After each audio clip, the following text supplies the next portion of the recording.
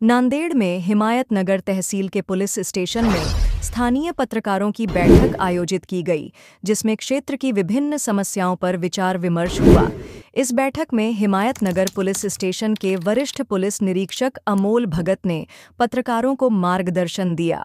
उन्होंने कहा कि पत्रकारिता लोकतंत्र का चौथा स्तंभ है और निष्पक्ष व सत्य तथ्यों पर आधारित लेखन आवश्यक है। उन्होंने सुझाव दिया कि किसी भी घटना की रिपोर्टिंग करते समय दोनों पक्षों को समझकर निष्पक्षता बनाए रखना जरूरी है।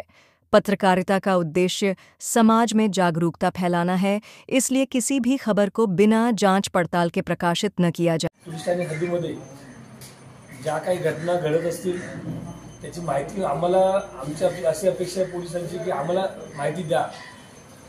जर तुम्हाला संकोच वाटत असेल की बाबा तो की आमच्या अंमलदार काय त्रास देत असेल किंवा काय असेल तर मला पर्सनली वैयक्तिक म्हणून सांगा। त्या गोष्टी मी माझ्या पद्धतीने हँडल करण्याचा जास्तीत जास्त प्रयत्न करेन। एखादी बातमी तुम्हाला छापायची असेल तुम्हाला ते स्वातंत्र्य आहे, पण एवढीच विनंती आहे की ते शहानिशा करून तुम्ही बातम्या छापा।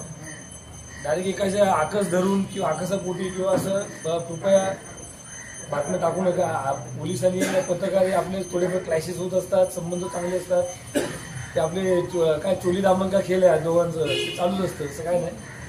त्यामुळे असा गैरसमज कोणी करून घेऊ नका।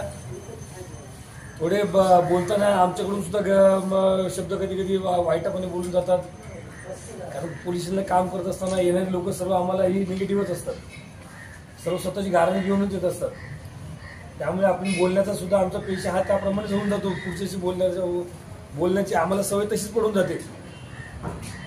आपण हे काय म्हणतात ना, कोणतं प्रायव्हेट सेक्टरमध्ये जसं तुम्हाला वागणूक दिली जाते, वेलकम वगैरे हात जोडून वगैरे लेडीज वगैरे तसे असतात, तसं हे सेक्टर नाही आहे की तिथं आपण तुम्ही प्रेमाने बोलून पुढची अपेक्षा आपण पूर्ण करू शकू। तरी आम्ही जेवढं होईल तेवढं तरी आम्ही आमच्या पद्धतीने करत असतो। पण कसं असतं, पोलिसांकडे येणाऱ्या तक्रार पक्षकारांपैकी एक पक्षकार नाराज होतो आणि एक पक्षकार आनंदी होतो, म्हणजे सुखावतो। त्यामुळे आम्ही कधी पण दोन्ही पार्टींना दोन्ही पक्षकारांना कधी आम्ही संतुष्ट ठेवू शकत नाही।